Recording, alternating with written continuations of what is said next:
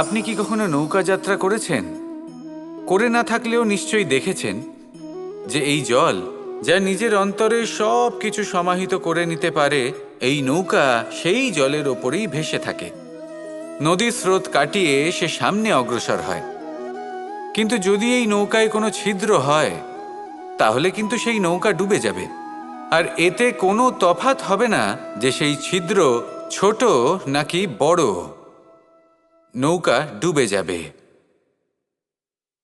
এই ছিদ্র হলো আমাদের জীবনে আমাদের অপগুণ, আমাদের দোষ, আমাদের বিকার।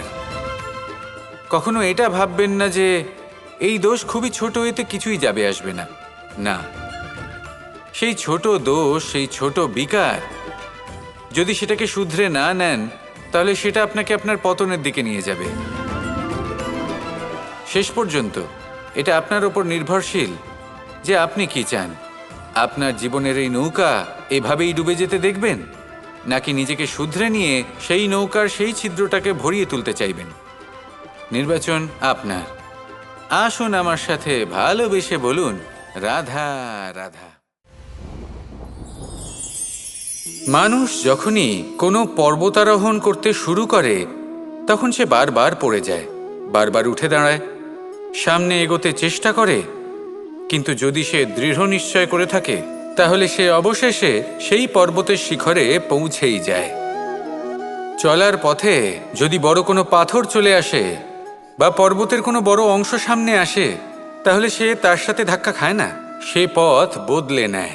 কিন্তু বাধা তাকে সবসময় পেতেই হয়, আর সেই বাধা সে পায় ছোট ছোট পাথরের দ্বারা। তাদের ওপর পা পড়লে তার পা পিছলে যায় আর সে পড়ে যায়। এই ছোট ছোট পাথর হলো আমাদের জীবনের সেই ছোট ছোট সমস্যা, সেই ছোট ছোট ভুলগুলো যেগুলো আমরা অবজ্ঞা করতে থাকি। আমরা ভাবি এর দ্বারা কি বা ক্ষতি হবে, কিন্তু সেগুলোই অনেক সময় আমাদের অসফলতার কারণ হয়ে দাঁড়ায়। যত তাড়াতাড়ি সম্ভব এই ছোট ছোট পাথরগুলিকে জীবন থেকে তুলে ফেলে দিন। ভুল হওয়াটা স্বাভাবিক, কিন্তু তার মানে এই নয় যে বারবার সেই ভুলের পুনরাবৃত্তি ঘটবে। ভুলটা বুঝুন, সেটা স্বীকার করুন আর সেটা শুধরে নিন। যখন আপনি এটা করতে শিখবেন, তখনই খুব তাড়াতাড়ি আপনি সেই শিখরে পৌঁছতে পারবেন। আর যখন পৌঁছে যাবেন, তখন এই মন প্রসন্ন হয়ে বলবে, রাধা রাধা। মানুষ জীবনে অনেক ধরনের সুখ লাভ করে, অর্থ সুখ, পরিবারের সুখ, বৈভবের সুখ। কিন্তু এমন একটা সুখ আছে যা বেশিরভাগ মানুষকে প্রভাবিত করে, কিন্তু সেই সুখ তাদের কোনো প্রয়োজনই নেই। সেটা হলো পরনিন্দা সুখ। অর্থাৎ এমন কোনো ব্যক্তিকে নিয়ে নিন্দা করা, তার প্রতি অনুচিত শব্দ প্রয়োগ করা, কারণ সেই ব্যক্তিকে আপনি পছন্দ করেন না। আর এমন অনেক মানুষ আছেন যারা এই কাজ করে খুব আনন্দ লাভ করেন, যেটা করা উচিত নয়।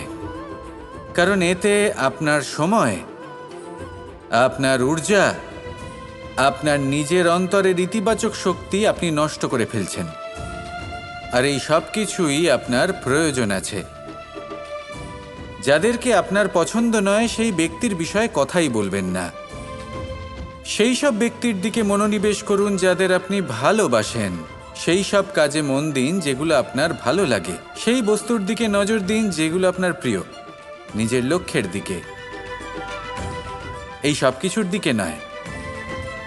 এমনটা করলে আপনার জীবনে আপনি সেই সব বস্তুর দিকে নজর দিতে পারবেন যারা প্রকৃত অর্থে আপনার জীবন আরও শ্রেষ্ঠ করে তোলে।